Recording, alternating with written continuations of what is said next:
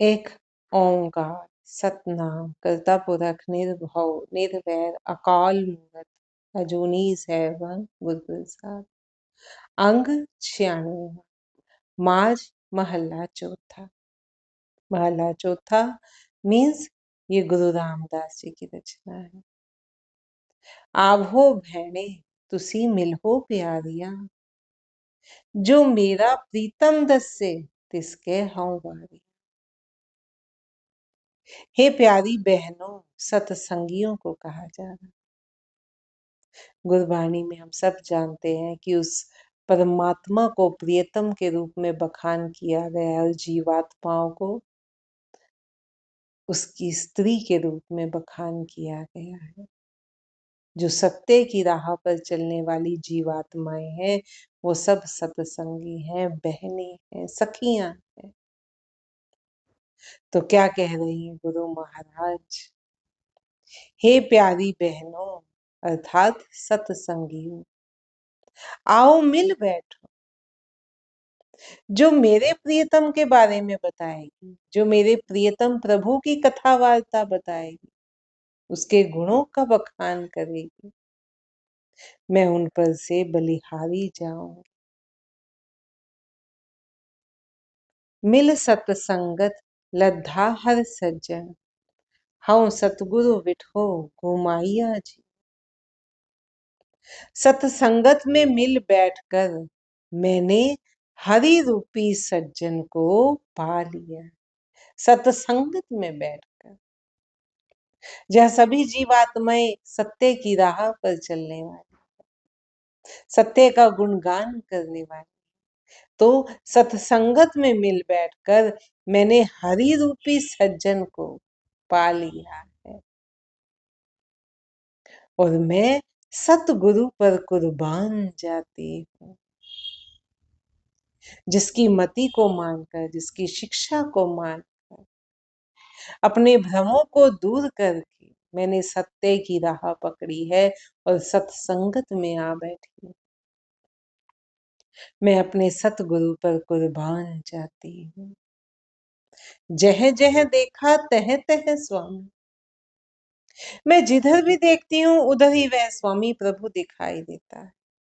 क्योंकि गुरु की कृपा से अहंकार दूर हो गया है।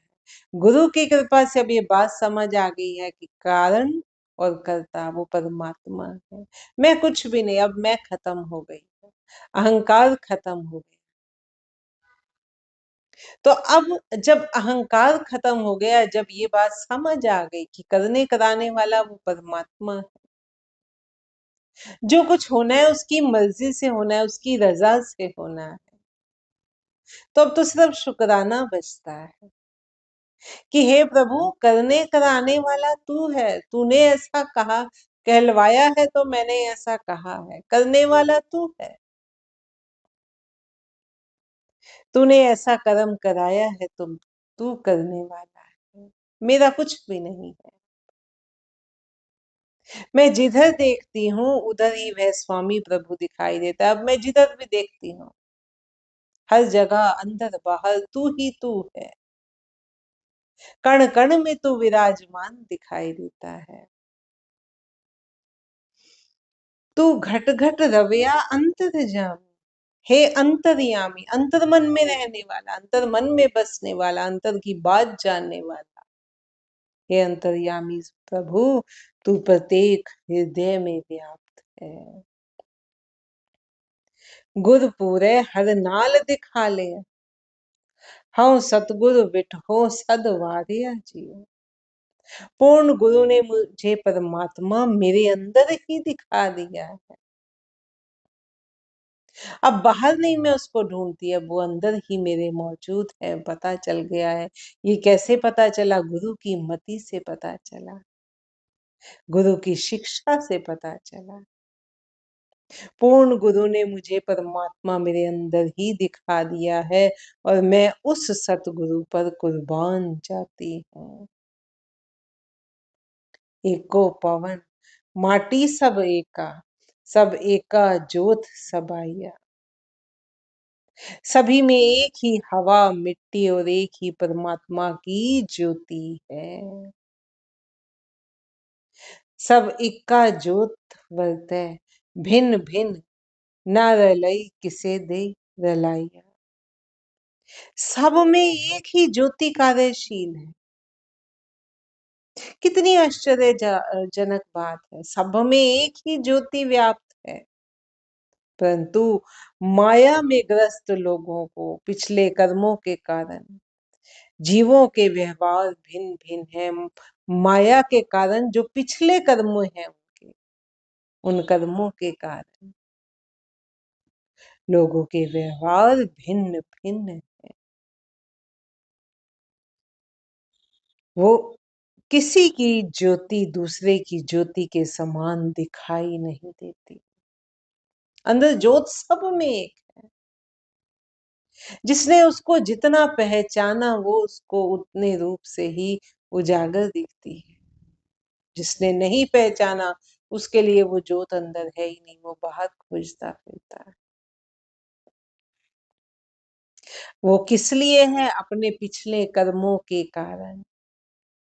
जीवों के व्यवहार भिन्न भिन्न है, किसी की ज्योति दूसरे के समान दिखाई नहीं देती।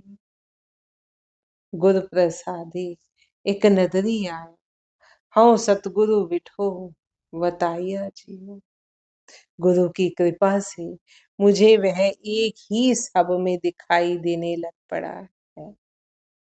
गुरु की कृपा से अब अहंकार दूर हो गया है ना, अब जो कुछ है वो गुरु की कृपा से। इसीलिए उस अहंकार को दूर करने के लिए बार बार कहा जाता है कि जो कुछ है वो गुरु की कृपा से। कहीं मैं ना आ जाए किसी में भी। गुरु की कृपा से मुझे वह एक ही सब में दिखाई देने लग पड़ा है। अब मैं जिधर भी देखता हूँ वो एक ही परमात्मा दिखता है। सजीव में भी वही दिखता है, निर्जीव में भी वही दिखता है, कुदरत की हर रचना में वो दिखता है। और मैं सतगुरु पर बलिहारी जाता हूँ, जिसने मुझे परमात्मा की ऐसी व्याप्तता समझाई है।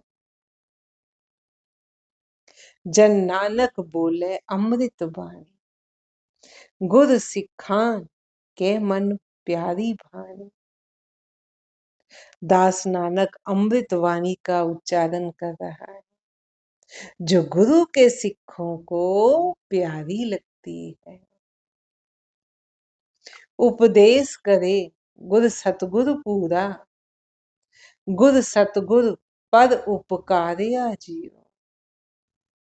पूर्ण गुरु एवं सतगुरु यही उपदेश देते हैं कि गुरु एवं सतगुरु सबका भला करने वाले हैं। उपदेश करे गुर सतगुरु पूरा, गुर सतगुर पर उपकारिया जीव।